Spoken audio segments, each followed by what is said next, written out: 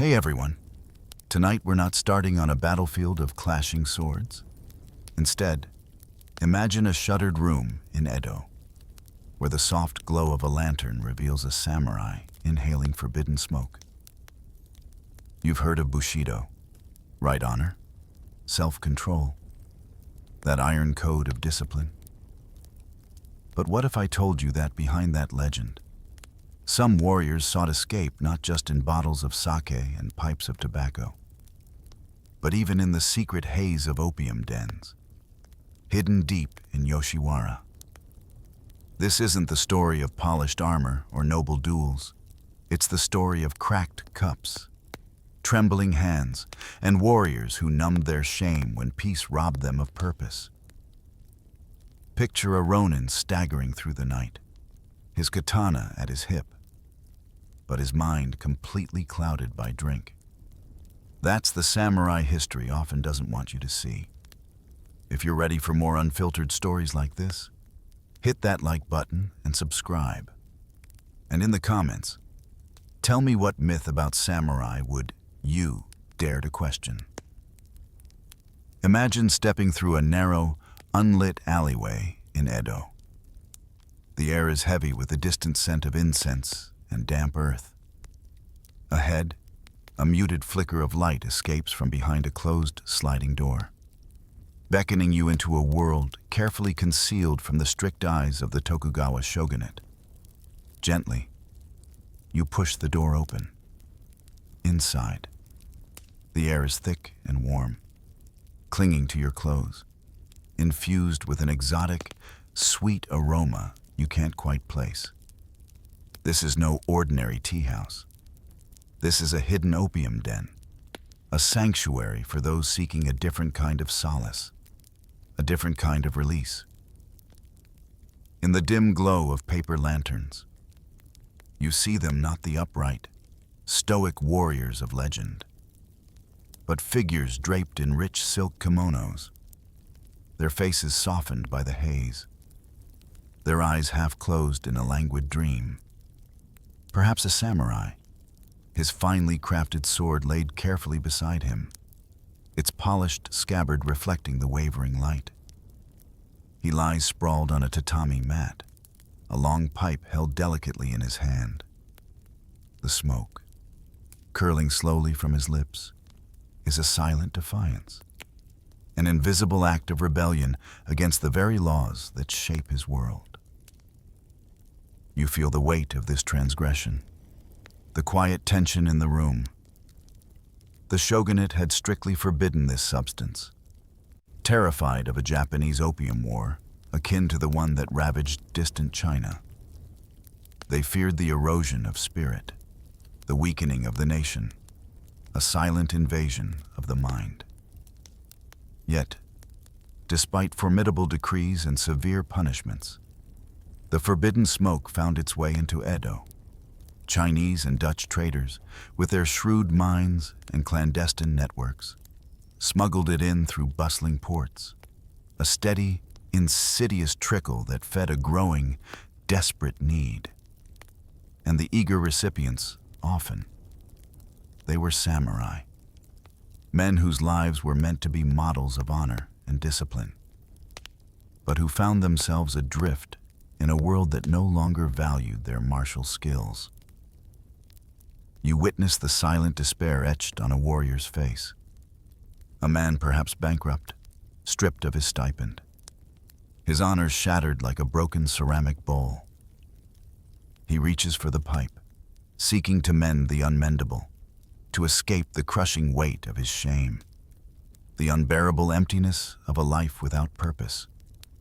The smoke hangs heavy, a shroud over quiet conversations and whispered confessions. You see the glint of steel, a katana still at the hip of a warrior. But its purpose now seems only to hold up a crumbling identity, while his mind finds its release in ethereal clouds. This hidden world, so far removed from grand chronicles of heroic deeds, thrived in the shadows of Edo, an uncomfortable truth carefully erased from official records. You are here, a silent witness, feeling the irony, the profound human contradiction of a warrior seeking oblivion, not on the battlefield, but in the forbidden haze of a secret room, where the only battle is against the self, and the only weapon, a fragile pipe. As the memory of forbidden opium fades, you're now drawn to a different, more familiar aroma, the sharp, sweet tang of sake, mingling with savory broth and the gentle murmur of conversation. You find yourself in a bustling tavern, laughter and clinking ceramic cups creating a warm, comforting din. Here, sake isn't forbidden. It's woven into the very fabric of life, a legal indulgence, a constant companion. For the samurai, sake was once much more than a drink. It was a potent symbol, an integral part of Shinto rituals, a bridge to the divine. You might imagine them before a battle, holding a small wooden cup, a ceremonial sip meant to ignite their spirit, to infuse them with courage and fearsome resolve. The warmth of the rice wine, like a liquid fire, was believed to stir ancestral spirits, preparing them for the grim dance of combat. But now, in this long, unexpected era of peace, that ritual has lost its edge. Its sacred meaning has dissolved into something far more mundane, far more desperate. You watch as a ronin, a masterless samurai, sits hunched over a low table, his shoulders slumped, his gaze distant.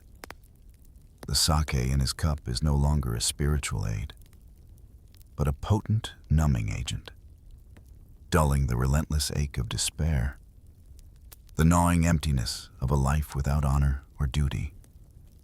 He drinks, and with each swallow, the harsh edges of reality soften. The mocking whispers of society grow faint, replaced by a fleeting, comforting haze.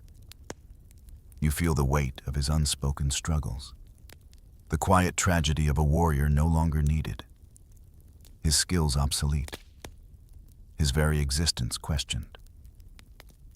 The conviviality of the tavern, however, can quickly turn. You hear the rising pitch of voices, the sudden clash of ceramic as a cup is slammed down. In a society where martial prowess was paramount, and honor a fragile thing, binge drinking often escalated into volatile barrack brawls, fueled by pride and a potent mix of frustration and alcohol. You might even witness the chilling aftermath, a flash of steel, a pool of crimson on the tatami. A life extinguished not by the disciplined strike of a training sword, but by the reckless abandon of a drunken rage. It's a sobering thought, a stark contrast to the noble image of the samurai. Sake was cheap, readily available, and dangerously addictive. You observe the countless cups emptied, the flushed faces, the unsteady gaits. Alcoholism, like a silent plague, swept through the ranks of the samurai, an unacknowledged adversary. So many of these proud warriors, you realize, met their end not on the field of honor, their lives taken by an enemy's blade, but slowly, tragically, by the silent, corrosive grip of the bottle. You feel the slow, steady rhythm of the drinking, the quiet consumption, the gradual erosion of self. The scent of sake, once a symbol of courage, now carries a faint, melancholic undertone, a reminder of lost purpose and shattered lives, echoing softly in the bustling tavern. Walking away from the bustling tavern, the sounds of merriment and underlying sorrow fade. You carry with you that pervasive image of the samurai, etched into history books, celebrated in legend, pure, disciplined, an unwavering paragon of self-control, untouched by common vices. You've been taught to see him as a machine of honor, a living embodiment of Bushido, a warrior free from weakness. This, you now understand, is the myth. A beautiful, inspiring myth. A beacon of stoicism and unyielding will. But having glimpsed the hidden rooms of opium and the boisterous, often tragic, taverns of sake, you begin to see the cracks in that polished facade. The truth, you realize, is far more complex, far more human.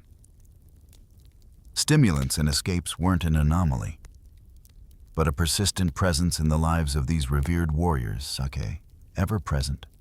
Tobacco, a burgeoning exotic vice. And in the deepest shadows, the forbidden allure of opium. You feel the weight of this contradiction, the silent dissonance between the ideal and the reality. Bushido, the very code that defined them, preached rigorous self-control, honor, and loyalty. It offered a moral compass, a path to enlightened living through disciplined action. Yet, within its tenets, you won't find a single line explicitly condemning drinking or smoking. A curious omission, leaving a wide, unspoken space for personal interpretation, for the quiet accommodations of human frailty. You picture a samurai, perhaps outwardly stern and unyielding, meticulously practicing his sword forms in the morning, reciting poetry in the afternoon. But then, as evening falls, he seeks solace in a different kind of ritual. Many warriors, you now understand, lived double lives.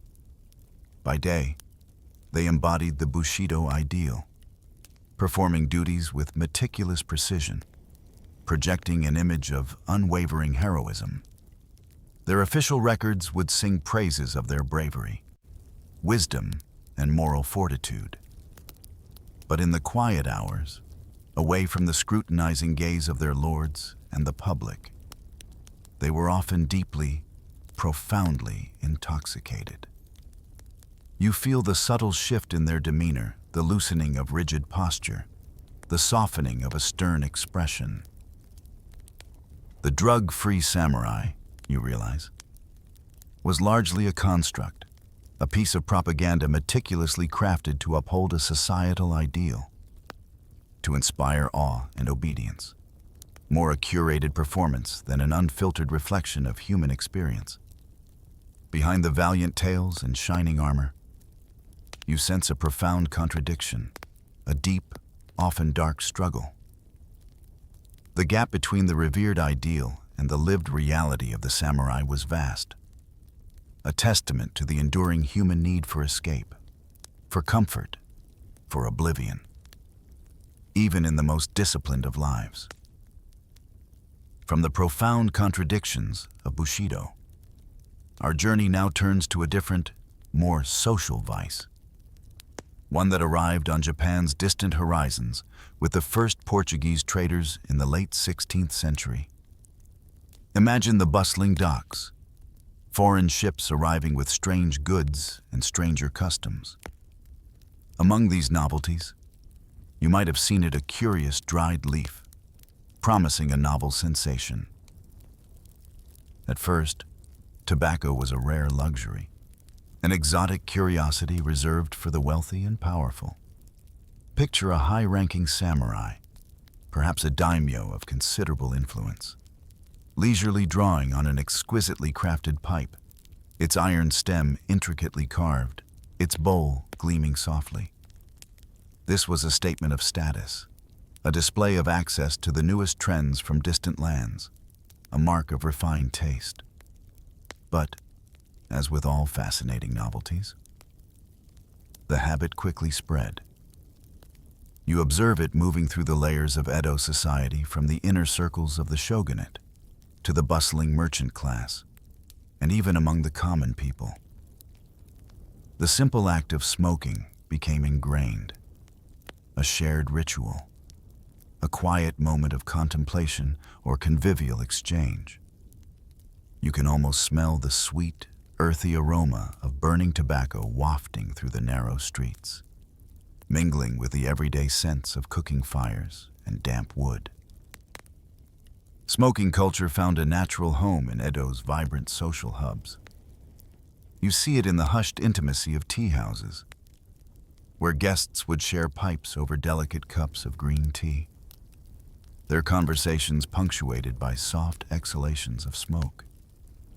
And perhaps more vividly, you find it thriving in the boisterous, sensual atmosphere of the brothels and pleasure quarters, where the air was perpetually hazy with tobacco, adding to the allure and mystique. You might notice courtesans, with their elaborate hairstyles and painted faces, holding elegant pipes, their slender fingers a stark contrast to the robust iron of the kizaru. Artists of the ukiyo-e movement, those chroniclers of the floating world, captured this pervasive habit with remarkable detail. You can almost see their prints coming to life scenes of everyday Edo, where figures are perpetually surrounded by a gentle, ethereal haze. Samurai, merchants, courtesans, and commoners all appear, often with a pipe in hand, the smoke becoming an integral, almost artistic, backdrop to their lives. These vibrant prints immortalize tobacco not merely as a habit, but as a defining feature of the era, a ubiquitous element of its cultural tapestry. Yet, beneath this veneer of cultural acceptance, the quiet truth lingered. What was praised as a sophisticated practice, a part of Edo's unique charm, was, in essence, an addiction. You recognize the familiar patterns, the constant need, the quiet craving, the almost unconscious reach for the pipe. The exotic vice had become an ingrained dependency, binding people across all classes in its subtle, comforting grip. You feel the gentle rhythm of the puffs, the quiet satisfaction it brought, but also the subtle tightening of an invisible chain, a common thread that linked the powerful daimyo with the struggling street vendor, all under the spell of the fragrant, curling smoke. Having explored the social and illicit intoxicants, you now turn to a more ancient, revered aspect of Japan's relationship with natural substances, the world of herbal remedies and traditional medicine. Step into a quiet, sun-dappled courtyard, perhaps belonging to a healer or a temple, where the air is redolent with the earthy, complex scents of drying plants for centuries. Traditional Japan utilized a profound knowledge of the land's bounty for healing. You might see bundles of hemp or asa, its fibers used for textiles and spiritual purification. But its leaves also recognized for medicinal properties. Poppies, with their vibrant colors, were cultivated not just for beauty, but for the potent properties held within their delicate forms. And ginseng, a root revered for its revitalizing powers, was a cornerstone of longevity and health. In a world shaped by constant conflict and demanding duties, samurai were no strangers to physical pain and profound stress. Envision a warrior, his body aching from battle wounds, a deep cut across his arm, or his spirit wearied by the relentless pressures of loyalty and service. He seeks solace, not in the bottle or the pipe, but in the wisdom of ancient remedies. He would turn to a skilled herbalist, perhaps a monk with knowledge passed down through generations, who understood the delicate balance of nature's pharmacy. You feel the cool touch of poultices, the bitter taste of infusions, the slow, gentle easing of discomfort. Among these herbal allies, cannabis held a significant place. Imagine a samurai suffering from chronic pain, perhaps a lingering injury from a training accident, or battling the persistent insomnia that often accompanies a life of constant vigilance and internal turmoil. He might be prescribed cannabis to ease his physical discomfort, to lull his restless mind into a peaceful sleep, or to quell the anxieties that gnawed at his spirit in the quiet hours of the night. You sense the delicate line here, the intention of healing, of restoring balance, of offering a gentle respite from suffering. Furthermore, you discover a fascinating intersection between healing and spirituality. Certain Shugendo practitioners and mountain Buddhist ascetics, those who sought enlightenment through rigorous spiritual and physical disciplines, sometimes incorporated psychoactive herbs into their rituals. Picture them, deep in the mountains, surrounded by ancient trees and the murmur of streams, consuming these plants to aid meditation, to induce visions, to facilitate a deeper connection with the divine or the natural world. These substances blurred the lines between mundane treatment and mystical transcendence, between a physical cure and a spiritual journey. Yet, even in this sacred context, you sense the subtle danger, the quiet whisper of human vulnerability, the very substances used for healing and spiritual exploration, capable of offering profound relief, held the potential for something more insidious.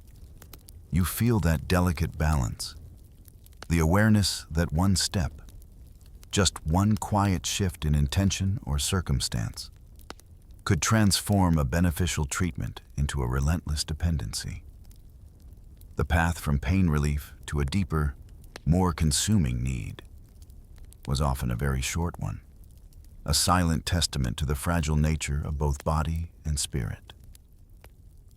As you reflect on the samurai's relationship with various substances, you begin to grasp the profound societal shift that underpinned many of these struggles, the advent of the Edo period's long, unprecedented peace. You step out of the quiet, herb-scented chamber and into a different kind of quiet. The stillness of an era without major wars. For many samurai, this stillness became a heavy, suffocating blanket. For generations, their very identity, their purpose, their honor, had been forged on the battlefield, honed by the imminent threat of conflict. Now, with the nation at peace, their raison d'etre, their warrior role, began to subtly erode. You feel the vast emptiness, the unsettling quiet where the clang of swords and the roar of battle once resonated.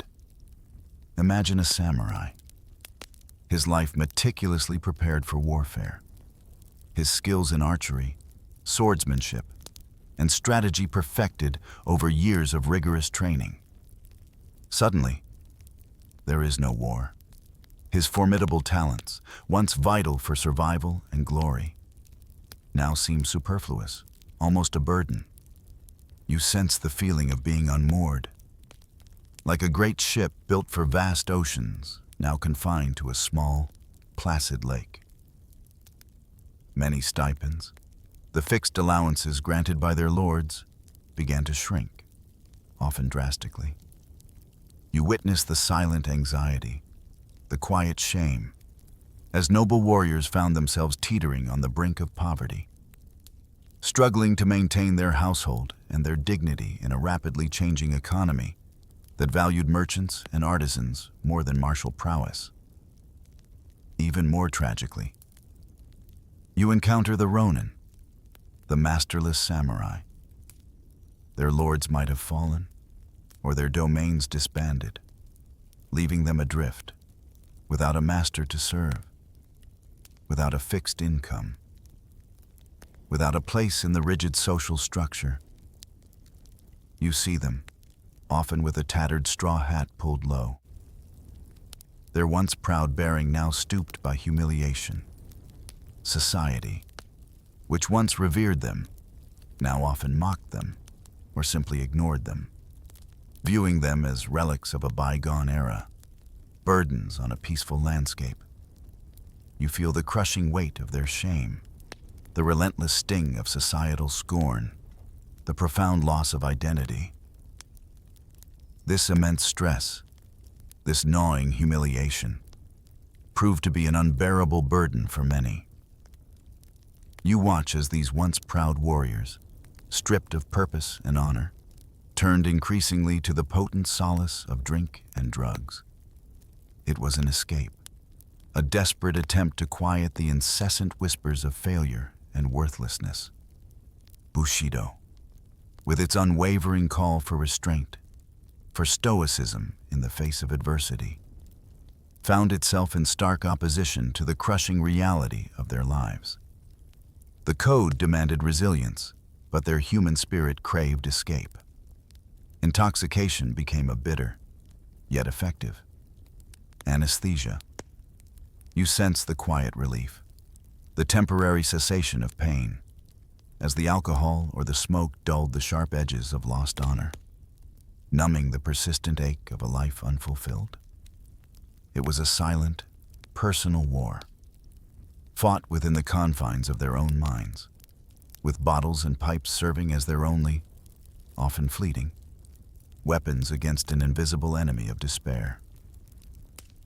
You feel the quiet desperation, the deep human need to simply not feel, for a little while, the harshness of a peace that had paradoxically brought them ruin. Having journeyed through the pressures of peace, you now stand at a profound crossroads, observing the clash between the lofty ideals of Bushido and the pervasive reality of intoxication. Bushido, the way of the warrior, was a magnificent tapestry woven from threads of honor, loyalty, courage, and, above all, rigorous self-discipline. You envision its precepts, the unwavering gaze, the controlled movements, the inner strength that allowed a samurai to face death with serenity. It was a code designed to elevate the human spirit, to refine the warrior into an almost spiritual being. Yet, as you delve deeper into the daily lives of these men, a curious disconnect emerges. In theory, Bushido praised impeccable conduct, a clear mind, and steadfast self-control. In practice, however, drunkenness was not explicitly condemned as a breach of honor, nor was smoking seen as a cardinal sin. You feel the tension of this unspoken compromise, the wide chasm between the ideal and the permissible. A samurai might stand tall, his presence radiating an aura of unwavering virtue, quoting profound moral philosophy, speaking of duty and integrity with eloquent conviction. But moments later, you might witness him calmly drawing on an ornate kisaru pipe, a cloud of tobacco smoke curling around his words, or perhaps sipping sake, his composure gradually softening with each cup. This unspoken allowance, this quiet tolerance, revealed a significant gap within Bushido itself, a space between its grand theoretical framework and the messy, flawed reality of human existence. It highlighted the human element, the undeniable fact that even those who aspired to the highest ideals were still flesh and blood, susceptible to the same cravings and weaknesses as anyone else. You understand that the code provided a blueprint for the perfect warrior, but it struggled to fully account for the imperfect man. You observe the samurai, always maintaining his proud mask, the stoic expression that concealed his inner world.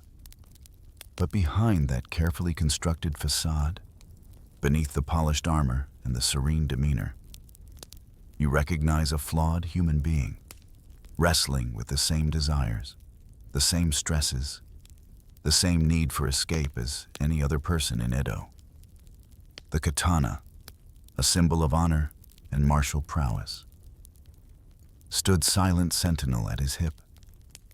But behind its gleaming blade, you now perceive another shadow, a more insidious one, the shadow of addiction, quiet and persistent, weaving itself into the very fabric of his being. You feel the profound irony, the quiet tragedy of this duality. The warrior who dedicated his life to self-mastery often found himself enslaved by the very substances he consumed. A silent battle waged not with an enemy across the field, but within the confines of his own spirit. The code that promised enlightenment and strength inadvertently left room for a darkness to take root. A human weakness that transformed the revered symbol into a deeply relatable, yet tragically compromised, mortal. From the internal conflict of Bushido, you are now drawn into the vibrant, pulsating heart of Edo's hidden desires, the Yoshiwara red light district. Step through the main gate, and the transformation is immediate and dazzling. The air here hums with a different energy, a heady mix of music, laughter, and the rich, complex sense of perfume, sake, and tobacco. This is Edo's forbidden paradise, a world cloistered away from the rigid strictures of everyday life, a place where rules bend and desires are openly indulged. You are immersed in a kaleidoscope of glowing lanterns, shimmering silks, and the soft strumming of shamisen. Here, in this vibrant, sequestered world, you see samurai in a completely new light. Stripped of their formal duties, often shedding their outer layers of warrior identity, they mingle freely with courtesans of captivating beauty and wit. They drink deeply, their cups refilled again and again, their laughter growing louder, their inhibitions steadily dissolving. You hear the clinking of ceramic, the whispers exchanged, the light-hearted banter that fills the air. And, just as tobacco had become a social ritual, so too did other, more potent substances find a place within these walls. You might notice the subtle, knowing glance between a samurai and a courtesan, leading to a hidden room where the sweet, heavy scent of opium lingers. The brothels of Yoshiwara were far more than just houses of pleasure. They doubled as bustling taverns, where sake flowed like water, and, in their more secluded corners, they served as clandestine drug dens. You witnessed the convergence of pleasure and escape, a potent cocktail of indulgence that drew men from all walks of life, especially those seeking oblivion from the pressures of their daily existence. As the night deepens, the boundaries blur. Days bleed into nights, filled with a relentless mix of sensual delights, the numbing haze of drugs, and, occasionally, the volatile eruption of passion or violence. You might hear a sudden, sharp argument, quickly hushed, or glimpse a flash of anger in eyes dulled by drink. For the commoners of Edo, those who lived outside the gates of Yoshiwara, this spectacle of their noble warriors indulging in such excess was a stark, often resented, display of hypocrisy. You feel the undercurrent of resentment, the silent judgment of those who upheld strict moral codes while their supposed exemplars flagrantly disregarded them. How could those sworn to honor and discipline descend into such depths of hedonism? Yoshiwara, with its tantalizing allure and its open secrets, became the undeniable heart of the samurai on drugs narrative, a vibrant, living testament to the human flaws beneath the warrior's facade. You linger, observing the dance of light and shadow, the ebb and flow of pleasure and despair. The air itself feels thick with unspoken stories, with the quiet unraveling of reputations and the fleeting moments of escape. Yoshiwara, in its dazzling complexity, reveals a side of samurai life that history often preferred to forget, a potent reminder that even the most disciplined of warriors were, at their core, intensely human, seeking solace in the seductive embrace of Edo's floating world. As the vibrant, yet unsettling, images of Yoshiwara fade, you carry with you a deeper understanding of the human cost of these indulgences. Now, you hear the echoes of specific incidents, whispers of tales that permeated Edo society, recounting the unfortunate consequences of samurai excess. These aren't just abstract concepts. They are concrete stories illustrating the insidious grip of addiction and the shattering of the warrior's ideal.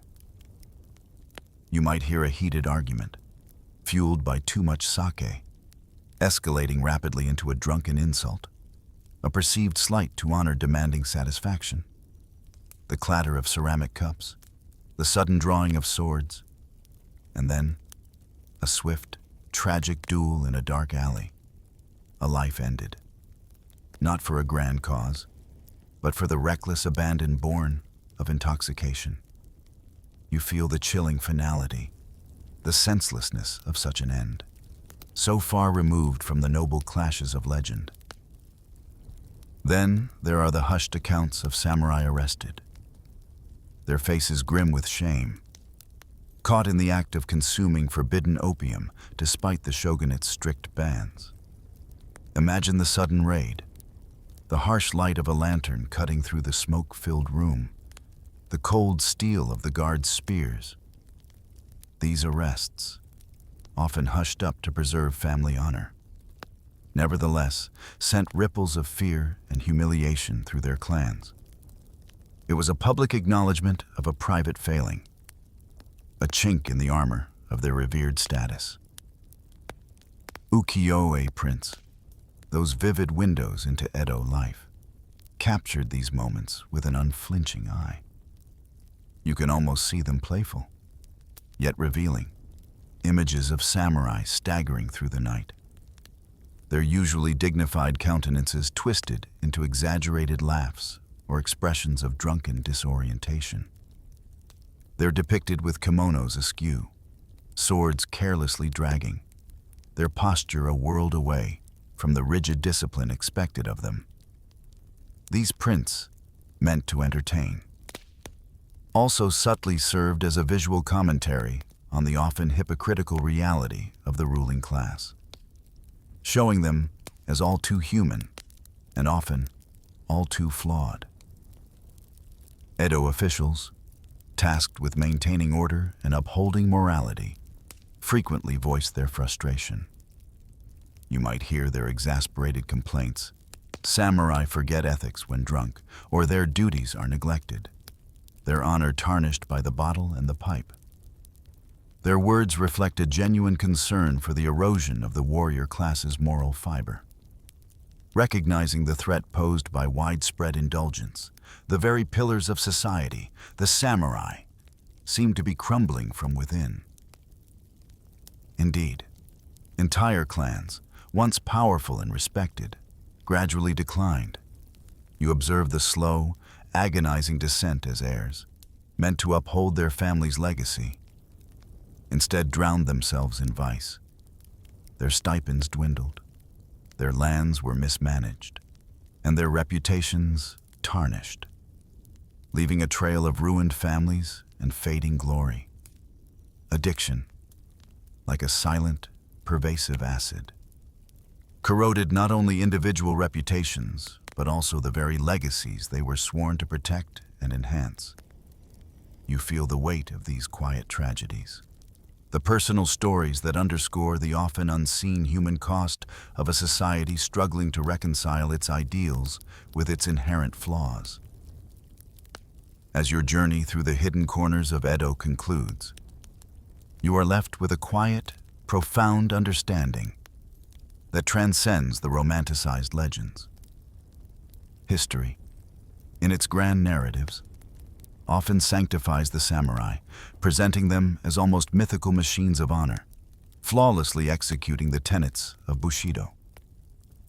You've seen the gleaming armor, read the heroic tales, and perhaps, for a time, believed in that untarnished ideal. But now, having witnessed the dim, smoke-filled rooms, the desperate solace sought in sake, the quiet pull of tobacco, and the numbing haze of opium, you realize a deeper, more human truth. In reality, these warriors, so revered and celebrated, bore the same wounds, the same stresses, and the same fundamental weaknesses as any other human being. You sense the vulnerability beneath the rigid exterior, the quiet anxieties that gnawed at their spirits.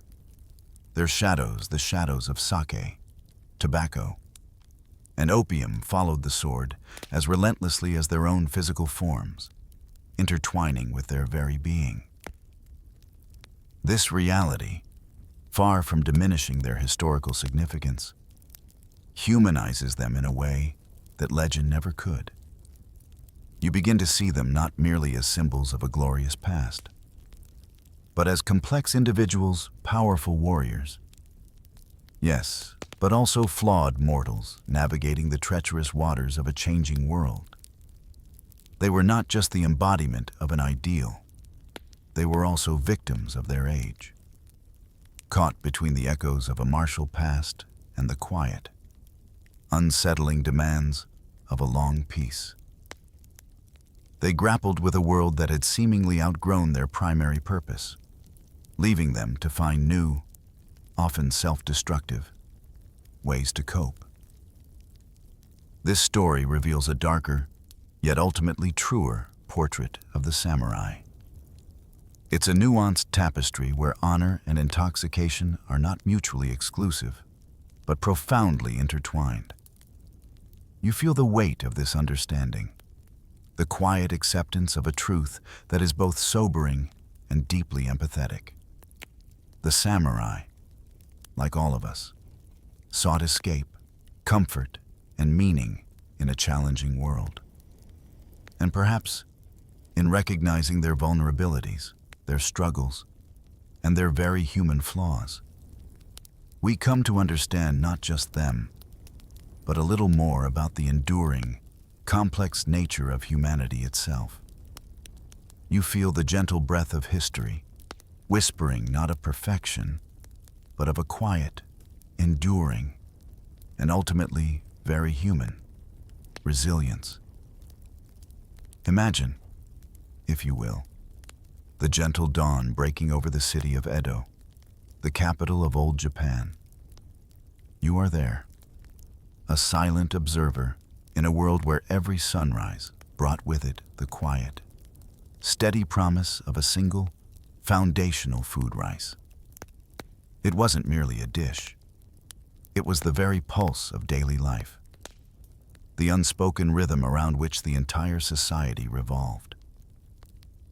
For the average person living during the samurai period, especially within the bustling heart of Edo, rice wasn't just part of their diet, it was their diet. You would consume, on average, a staggering 5 cups of it each day. To put that in perspective, that's approximately 26.5 ounces of rice, a weighty amount that speaks volumes about the physical demands and the simple, yet profound, economics of the era. In the early days, you might have been accustomed to the heartier, more rustic brown rice, its natural bran lending a slightly nutty flavor and a chewier texture. But as the Edo period progressed, a subtle yet significant shift occurred. White rice, refined and polished, began to replace its earthier counterpart. It wasn't just a change in preference, it became a symbol, a quiet declaration of status, and even a mark of what was considered cool or fashionable in the evolving culture.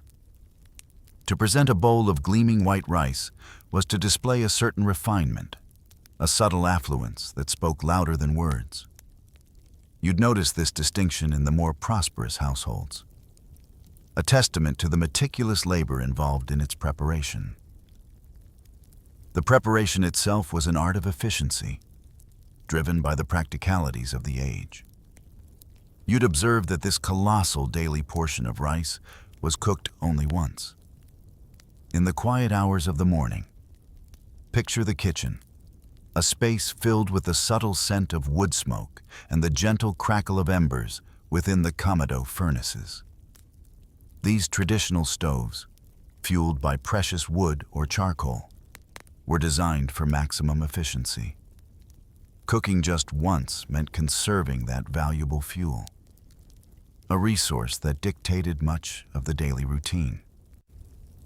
So, as the first light filtered through the paper screens, the task of preparing the day's rice, enough for an entire household, would commence, filling the air with that distinct, comforting aroma of freshly steamed grain.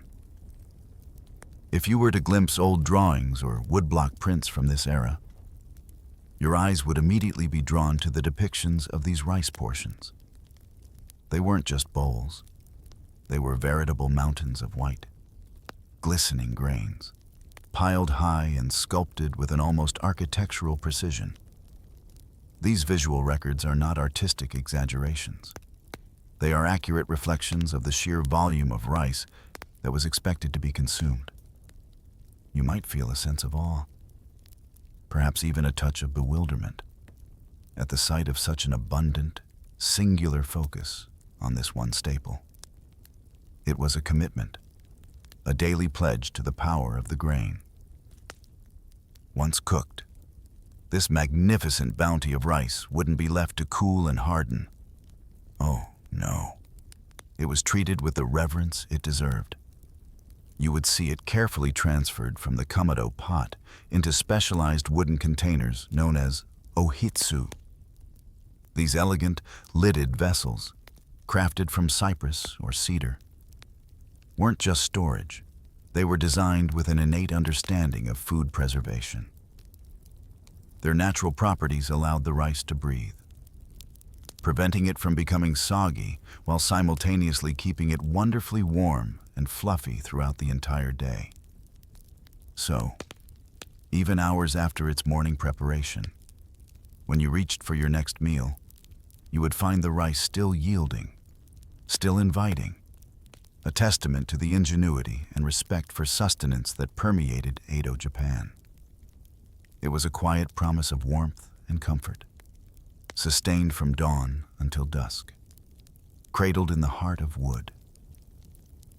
As the final embers of pre-dawn darkness gave way to the soft, pearly light of morning, you would stir from your slumber, knowing that the day in a samurai household began early, often long before the sun had fully cleared the eastern horizon. Quiet preparations for the first meal would already be underway, a silent testament to the disciplined rhythm of life. By 7 o'clock in the morning, a time that might feel remarkably early to your modern sensibilities, breakfast would be ready, laid out with precise, almost ritualistic care.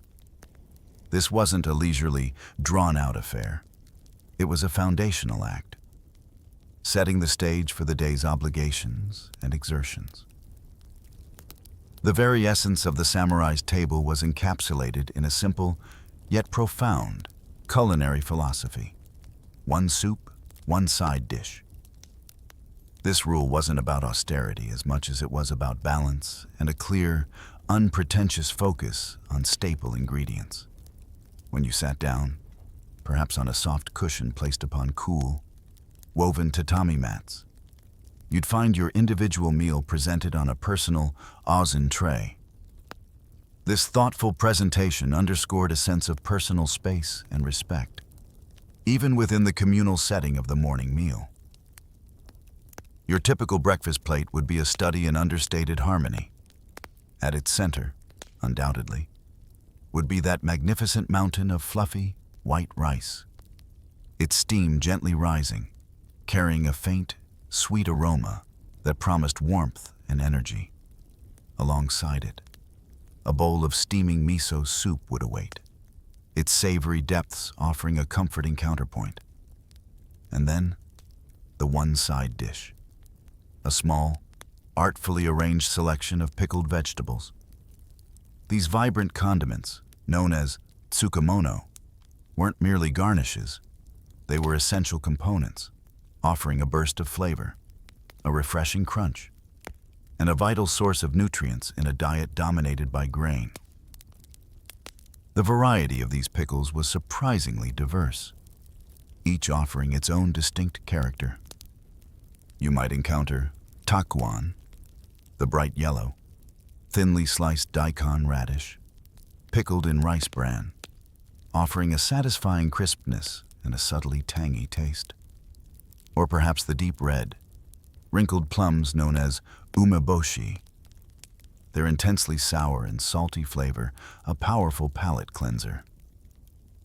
You might also find rakyu, small, pearl-like scallions pickled in a sweetened vinegar, providing a pungent, aromatic kick. And for a deeper, more savory note, there would be miso pickles, vegetables preserved in miso paste, infusing them with an earthy, umami richness. Each tiny portion was a carefully crafted flavor bomb, designed to awaken the senses and complement the more neutral foundation of rice. As you partook in this meal, seated humbly on your tatami mat, the sheer generosity of the portions would become immediately apparent. Even for the host, a person of considerable appetite and a lifetime of training and endurance. The quantity of rice was often described in ways that would surprise you. It wasn't uncommon for individuals to feel so utterly full, so completely satiated by the time they had finished their enormous serving of rice, that the experience bordered on discomfort, a sense of being stretched to the very limits of fullness. The morning meal wasn't just about breaking the fast, it was about laying down a formidable foundation, a substantial deposit of energy expected to fuel the body and mind for the demanding hours ahead. You would understand, in that moment, the true meaning of a substantial breakfast, a quiet marvel of caloric density, prepared to sustain the warrior's path. Turning your attention to the miso soup, a constant companion on the Edo period table, you might expect a certain familiarity, a comforting consistency. Indeed, the foundational dashi, the delicate broth that forms the soul of the soup, was prepared much as it is today, a careful infusion of kombu, a dried kelp imparting a subtle, oceanic sweetness, and katsuobushi, thinly shaved flakes of dried, smoked bonito fish, which contribute a deep, savory umami. This timeless base provides a gentle warmth, a soothing foundation that cradles the other ingredients. However, within this familiar framework, you would occasionally encounter a surprising and somewhat audacious ingredient. Natto. For your modern palate, the idea of natto in miso soup might sound distinctly bizarre, perhaps even a culinary transgression. Today, natto is typically enjoyed as a standalone dish, often mixed with soy sauce and mustard, served over rice. But in Edo, Japan, particularly in some regions, it was a perfectly common, even expected, addition to the morning soup. You'd discover that this wasn't the exact same natto you might encounter in contemporary Japanese cuisine. The Edo version was often finely chopped, making its signature stickiness even more pronounced, a textural experience integral to its role in the soup. As your chopsticks navigated the steaming broth, you'd encounter cubes of soft, white tofu, its delicate texture a gentle contrast to the savory liquid. You might also find slices of daikon radish, simmered until tender, absorbing the rich flavors of the dashi and miso. But then, there would be the natto. Natto, those fermented soybeans, their distinct, pungent aroma mingling with the more earthy notes of the miso. When combined with the hot soup, their sliminess, a characteristic that often divides palates, would intensify. You might approach it with a slight hesitation, a flicker of curiosity mixed with apprehension. Yet, as you brought the spoon to your lips, the experience would transcend mere description. The soup, undeniably, had a certain slimy quality, an unusual mouthfeel unlike anything you might be accustomed to. But beneath that initial tactile surprise, a deeper, more complex flavor would unfold. The richness of the miso, the subtle sweetness of the daikon, the delicate neutrality of the tofu, and then the distinct, fermented tang of the natto, all coalescing into a surprisingly harmonious whole. It was a taste that spoke of tradition, of resourcefulness, and of a palate uniquely attuned to the textures and flavors available in that distant era. You might find yourself unexpectedly enjoying it, a testament to the fact that culinary boundaries are often fluid, shaped by time and circumstance. And then, as the last savory drops of the soup were consumed, came a final, practical gesture that highlighted the deep-seated respect for every single grain of rice. It was considered an absolute waste, almost an affront, to leave even a few stray grains clinging to the bottom of your rice bowl. So, with a quiet grace, you would take your teacup or a small pitcher of water and pour it into your now empty miso soup bowl. Then, using your chopsticks, you would gently swirl the water, rinsing any lingering bits of rice or soup from the sides, and drink it down. This simple act, performed without a second thought, was a powerful statement nothing was to be squandered. Every calorie, every morsel, was valued. It was a lesson in frugality and mindfulness, a quiet echo of the deep connection between food and survival that defined life in Edo Japan, a lesson that resonated long after the last drop was savored. The breakfast rice portion wasn't merely a meal. It was an undertaking, a test of will and capacity that began each day. You'd find that consuming such a colossal amount of food, particularly that towering mountain of rice, was no quick affair. It often took well over an hour, a slow, deliberate process that demanded your full attention, your chewing muscles working tirelessly against the seemingly endless supply of grains. This extended eating time wasn't a luxury, it was a necessity. Given the sheer volume you were expected to consume, the quiet of the morning would be punctuated by the steady rhythm of your chopsticks, the soft sounds of eating, and the gentle sigh of a stomach slowly, inevitably, reaching its limits. In Edo Japan, the concept of casual snacking, as you understand it today, was largely absent. There were no convenience stores, no quick bites to grab between meals.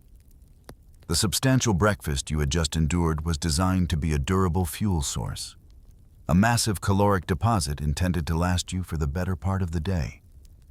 Every grain was a tiny engine, powering you through the physical demands of your daily life. Carbohydrates, primarily from that ubiquitous rice, were the undisputed champions of energy for a society built on hard physical labor, long hours of walking, and the constant exertion of daily tasks. This dense, carb-rich diet was perfectly tailored. You would feel the slow burn of that energy, a steady foundation beneath your efforts as you went about your responsibilities. Even as fatigue began to set in, as your body ached from a day of strenuous activity, the cultural imperative surrounding rice remained unwavering. To waste even a few grains, to leave food uneaten in your bowl, was considered deeply shameful. It wasn't just about disrespecting the food itself. It was an affront to the labor that produced it, to the community that sustained it, and to the very spirit of endurance that defined the era. You would push through that feeling of exhaustion, that sense of overwhelming fullness, driven by a silent, internal mandate. Eating, therefore, transcended the simple act of nourishment. It became a subtle yet profound physical battle, a quiet contest between the individual and the bowl. You would feel the weight of expectation, the cultural pressure to finish what was given. Each mouthful was a deliberate act, a step in a daily endurance test. It was a testament to mental fortitude as much as physical capacity. The act of eating became a microcosm of life itself in Edo, Japan, reflecting the unyielding demands placed upon individuals, particularly the samurai, who embodied the ideal of unwavering discipline. You might even hear, or perhaps imagine, the soft, encouraging whispers of Ganbare samurai, persevere, samurai, a phrase imbued with the spirit of enduring hardship. This wasn't merely encouragement to finish a meal. It was a broader philosophical statement, a reminder to approach every challenge, even the seemingly mundane act of consuming food, with the same stoicism and resolve one would bring to a battlefield. The meal was a daily training ground, forging not just strong bodies, but indomitable spirits. The rice wasn't just fuel for the body, it was a nutrient for the soul, shaping the identity of those who lived within the Edo period. A silent promise of strength and unwavering dedication. As the sun reached its zenith, casting shorter shadows across the tranquil lanes of Edo, the midday meal would arrive, a more subdued affair compared to the grand, energy-laden breakfast. You'd find that lunch was typically a simpler, more pragmatic pause in the day's activities. The centerpiece remained, of course, the ever-present rice. But by this time, it would be cold. Remember, the rice was cooked only once, in the cool hours of the morning, to conserve precious fuel. So, you would partake in the same voluminous white grains, now at room temperature, perhaps offering a slightly firmer texture, a different tactile experience from its morning warmth. Accompanying the cold rice, you would likely find a bowl of miso soup, often reheated to offer a comforting warmth that cut through the midday coolness. The simple act of warming the soup, perhaps over a small charcoal brazier, provided a familiar aroma and a moment of gentle solace. While the core of the meal remained constant, the massive portion of rice and the ubiquitous miso soup, the flexibility of Edo life, particularly in the bustling city, allowed for certain augmentations. For those who desired or could afford a little something extra, a greater variety of side dishes could be purchased. Imagine yourself strolling through a lively street, the air filled with the gentle hum of conversations and the subtle scents of various foods. You might encounter small stalls or vendors offering freshly grilled fish, its smoky aroma mingling with the salty tang of the sea. Or perhaps seasonal vegetables, simply prepared, offering a fresh burst of color and flavor. And of course, the ever-popular pickled plums. Umeboshi, their intense sourness a perfect foil to the plain rice, always readily available. These additional items provided a welcome culinary diversion, a momentary indulgence that broke the routine of the core meal. These city stalls, with their convenient offerings, made the Edo diet remarkably flexible, especially for the working classes and the myriad travelers passing through. You would observe laborers pausing for a quick, fortifying bite, or a weary traveler finding a moment of comfort in a purchased side dish. This adaptability reflected a fascinating balance inherent in Edo society, a deep-seated frugality, born from necessity and a respect for resources. coexisting with an emerging convenience, catering to the demands of a vibrant, growing urban population. It was a subtle testament to a society learning to adapt, to provide for its people within its established traditions. Yet, despite any additional purchased accompaniments, the meal, without fail, remained centered around that familiar, imposing mountain of rice. It was the unwavering constant, the steadfast anchor of every plate. The side dishes were merely pleasant diversions, supporting actors in a grand culinary drama where rice always played the starring role. You would finish your midday meal, perhaps with a slight sigh of contentment or, more likely, a familiar feeling of profound fullness, ready to resume your duties, fueled once more by the unwavering strength of the grain, until the quiet of evening would descend. In the vibrant, sometimes surprising culture of Edo Japan, even the humble side dishes were elevated to a realm of playful, yet serious, competition, much like the revered sumo wrestlers of the era. You'd discover that Edo people, with their keen sense of order and appreciation for excellence, created what they called side dish banzuke. Just as formidable sumo champions were ranked on a formal list, reflecting their skill and popularity, so too were the culinary accompaniments.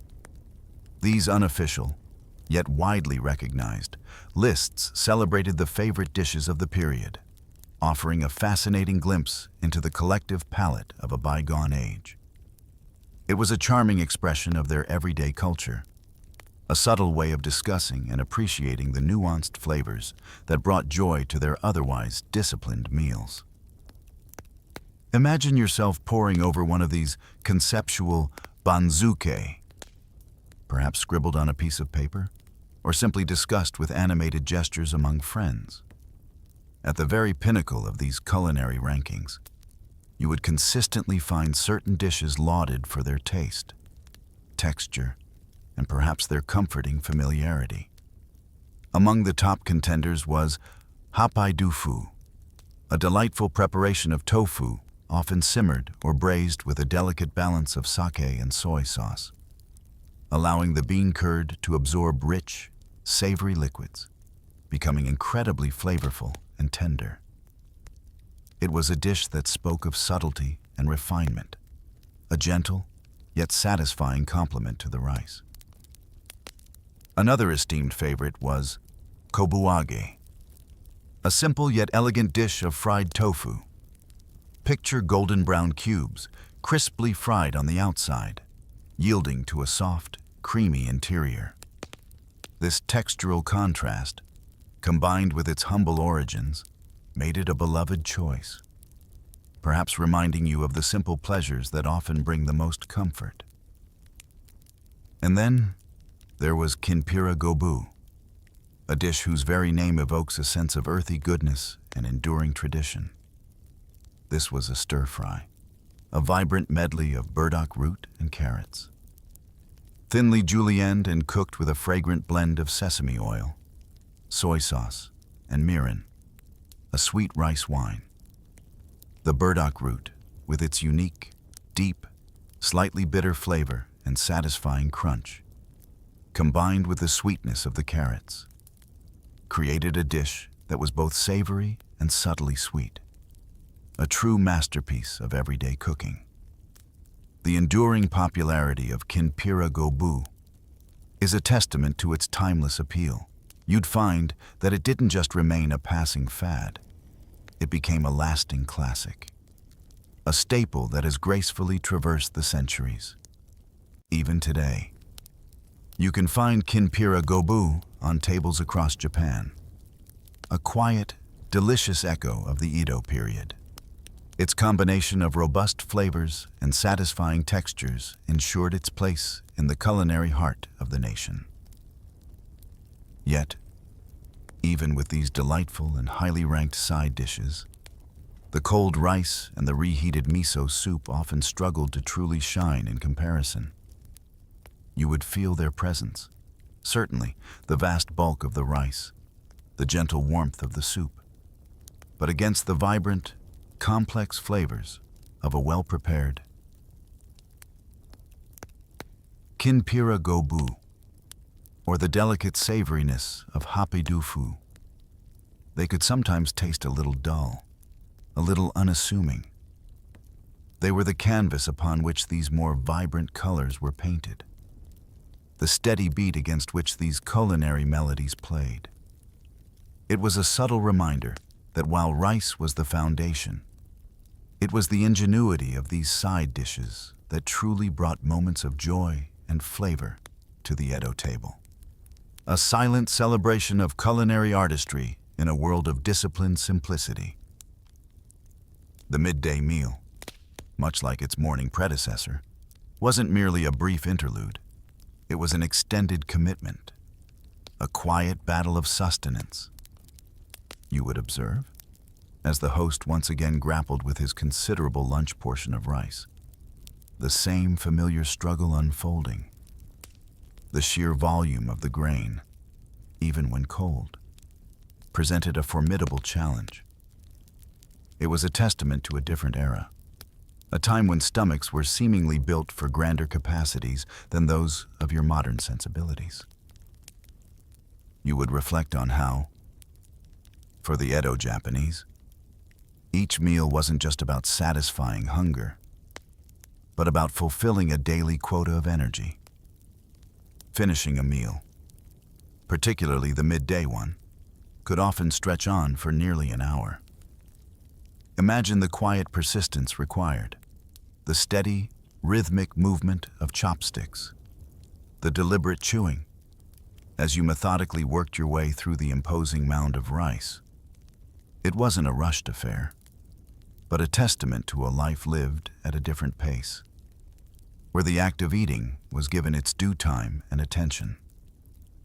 There was no hurried grabbing of a sandwich, no quick desk lunch. This was a dedicated period, a necessary pause for deep replenishment. Comparing the stomachs of Edo individuals to those of today, you might arrive at a fascinating conclusion. Their digestive systems seemed endlessly stronger, more resilient. Perhaps it was a lifetime of consuming such enormous quantities of rice, a physical adaptation honed over generations. You would ponder the sheer elasticity required, the capacity to process and derive sustenance from a diet so overwhelmingly dominated by a single carbohydrate. It spoke to a physiology shaped by necessity, a body finely tuned to its environment and the available resources.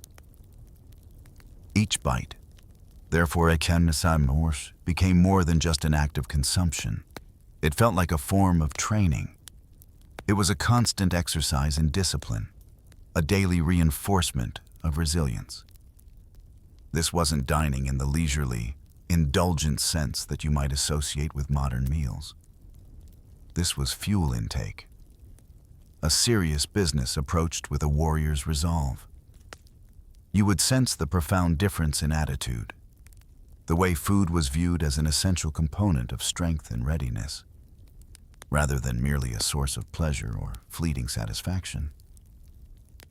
Rice, in this context, was far more than just food. It was the very essence of fuel, powering bodies through rigorous days of labor, walking, and the demanding responsibilities of samurai life. But it was also intrinsically linked to identity. To eat rice, to consume it with discipline and without waste, was to embody the values of the samurai, to uphold the tenets of a society that prized endurance, frugality, and strength. You would feel the weight of this cultural significance with every mouthful, understanding that the grain on your plate was woven into the very fabric of who you were. Indeed, the samurai life wasn't for the faint of heart, nor for the small of stomach. It required a physical fortitude, an unwavering resolve, and indeed, the robust appetite of a warrior. Your ability to consume and process these massive portions of rice was a silent declaration of your readiness, your capacity to endure, and your unwavering commitment to the demands of your station. It was a life where the plate was a mirror, reflecting the unwavering spirit and formidable constitution required to navigate the challenges of Edo Japan. As the quiet twilight descended upon Edo, bringing with it the cool embrace of evening, the final meal of the day typically offered a gentle respite, a lighter, more easily digestible conclusion to the robust, carb-heavy sustenance of breakfast and lunch. You'd find that evening meals for the commoner often gravitated towards dishes like ochazuke, or a simple rice porridge. These preparations offered warmth and comfort, a soothing balm after a day of physical exertion, without the overwhelming bulk of the earlier meals. Ochazuke, in particular, presents itself as a fascinating example of culinary evolution. Picture a bowl of plain, usually cold, rice. Over this, a warm, fragrant tea is poured, creating a comforting, savory broth. Toppings, chosen for their flavor and textural contrast, are then added, transforming the simple rice and tea into a more substantial and satisfying dish. Originally, ochazuke was a dish associated with the upper classes. Tea, especially high-quality tea, was considered a luxury, a symbol of refinement and status. To combine it with rice in this manner was an indulgence, a subtle display of taste and means. However, as the Edo period progressed and the economy flourished, tea became more accessible, its gentle aroma and soothing properties spreading throughout society. With this democratization of tea, ochazuke naturally followed, moving from the exclusive tables of the elite to the more humble abodes of commoners. You would observe Edo merchants, always keen on innovation and convenience, playing a significant role in popularizing ochazuke even further.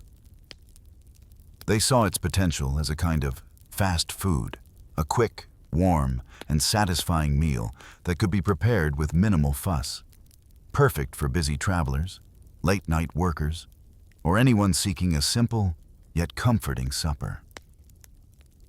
The beauty of ochazuke lay in its versatility, its ability to be customized with an array of simple yet flavorful toppings.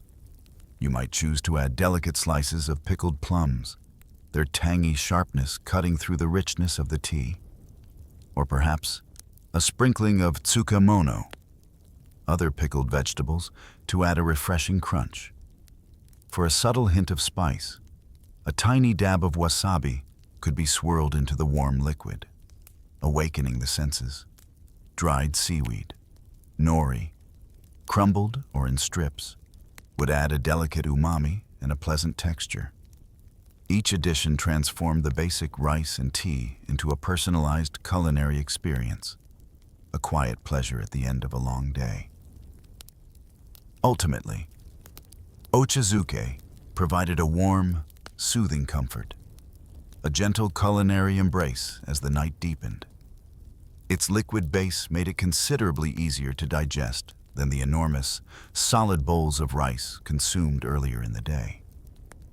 You would feel a sense of lightness, a pleasant warmth spreading through your body, a quiet satisfaction that prepared you for a restful night's sleep. It was a simple, yet profound, act of nourishment, a testament to the wisdom of a culture that understood the importance of a gentle conclusion to the day, allowing the body and spirit to unwind in peaceful anticipation of the new dawn. While ochazuke had by the evening become a common and comforting meal for many, there existed, even within this humble dish, an extraordinary expression of luxury and extravagance. You would hear whispers, perhaps, of the legendary ochazuke offered at yaozen, a high-class restaurant renowned in Edo for its exquisite and remarkably expensive cuisine. This wasn't merely a meal. It was an experience, a statement of unparalleled wealth and discerning taste. To illustrate its incredible cost, imagine this: an ochazuke from Yaozen, translated into today's currency, would set you back an astonishing sum. Approximately 1,400, that's not a typo. $1,400 for a bowl of rice and tea. It prompts a fascinating question. What ingredients could possibly justify such a price tag? The answer, as you might expect, lay in the meticulous sourcing of the rarest and finest components. The tea itself would be of an unparalleled grade, perhaps a specific, shade-grown varietal, hand-picked from the most revered gardens, its leaves handled with utmost care. The water used would not be just any water. It would be sourced from a pristine spring, known for its exceptional purity and mineral balance, perhaps even transported from a great distance. And then, the toppings. These weren't the common pickles found at market stalls. They would be exotic gourds, cultivated with immense difficulty, perhaps from distant provinces, their flavors unique and their textures sublime. Every ingredient was chosen for its absolute scarcity, its perfect quality, and the sheer effort involved in its acquisition. Each element was a whisper of exclusivity, a testament to the lengths one would go to for the ultimate culinary experience. Out of curiosity and a desire to understand the essence of such a fabled dish, you might imagine attempting to recreate a more accessible, yet still refined, version of this high-class ochazuke. You would begin with meticulously chosen components: crisp, takuan, pickled radish, its golden hue promising a delightful crunch; narazuke, a deeply flavorful pickle made from melon or gourd, preserved in sake leaves, offering a complex, fermented sweetness; thin slices of refreshing cucumber for a cool contrast; finely minced ginger for a gentle warmth; and a scattering of toasted sesame seeds for a nutty aroma and subtle texture.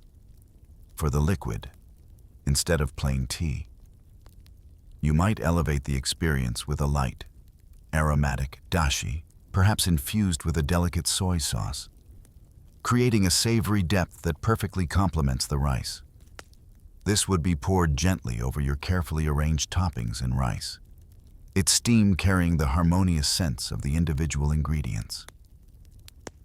Finally, for that touch of refined spice, a tiny fresh dollop of wasabi would be added, ready to be dissolved into the warm broth, lending a sharp, clean heat that awakens the palate. As you take your first sip, your first delicate taste of this homemade luxury, ochazuke, you would find it undeniably tasty. The flavors are balanced, the textures delightful, and the warmth exquisitely comforting. It is a wonderfully satisfying dish, a testament to the simple elegance of Japanese cuisine. Yet, even with these carefully selected, high-quality ingredients, you would inevitably arrive at a clear conclusion: delicious as it is, it is simply not worth its $1,400 price tag. The true value of the Yaozen ochazuke lay not just in its taste, but in its narrative, its exclusivity, and the sheer audacity of its cost, a legendary tale of Edo's most opulent culinary indulgence. As our quiet journey through the culinary landscape of Edo, Japan, draws to a gentle close, you are left with a deeper understanding, a more nuanced appreciation for the life lived in those distant times. The Edo diet, which we've explored in detail, was unequivocally high-carb and remarkably low-protein by your modern standards. Yet, despite this seeming imbalance, you would observe a society populated by strong, lean, and tirelessly energetic individuals. Their bodies were perfectly adapted to their lifestyle, sustained by the very fuel they cultivated and consumed with such discipline. It's a testament to the human body's incredible capacity for adaptation and the effectiveness of a diet tailored to its specific needs. At the very heart of this diet, and indeed, at the core of Edo society itself, stood rice. More than just a grain. Rice represented a multitude of things. It was a clear marker of status, the gleaming white grains speaking volumes about one's standing. It was the fundamental ingredient for survival, ensuring the sustained energy needed for daily labor. And it was an undeniable source of strength, physically and culturally, binding people to their land and traditions. You would feel, in every description of a rice mountain, the profound weight of its significance. The act of eating, as we've seen, was far more than mere nourishment. It was a daily lesson in discipline and endurance. The sheer volume of food, the hours spent consuming it, the cultural imperative to finish every grain. All these elements reveal a society that prized fortitude and unwavering commitment. You would sense the quiet resolve embedded in each meal, a reflection of the samurai spirit that permeated the entire culture, even down to the commoner's plate. It was a constant, tangible reinforcement of their values, a daily practice in perseverance. Your modern stomach, accustomed to smaller, more varied meals, might struggle to comprehend, let alone replicate, the sheer resilience of Edo stomachs, the capacity to consume and process such colossal quantities of rice, day in and day out, speaks to a different physical reality, a strength forged through generations of consistent practice and necessity. You would understand that the digestive fortitude of the Edo Japanese was as much a product of their environment and lifestyle as their muscular strength or mental resilience. And so, as you reflect on these lessons from Edo meals, a final, profound truth gently settles upon you. Food, in that era, wasn't just about eating. It was a way of life. It shaped routines, defined social standing, reflected economic realities, and reinforced cultural values. It was a silent, persistent thread woven through every aspect of existence, from the first light of dawn to the quiet of evening. The meals of the Edo period tell a story not just of sustenance, but of character, resilience, and a deep, abiding connection to the simple, yet powerful, gifts of the earth. Let these quiet insights drift with you now. As the gentle night deepens around us, may your own journey continue into restful slumber, perhaps dreaming of distant lands and ancient meals, carried by the slow, flowing rhythm of history. Good night, and may peace find you.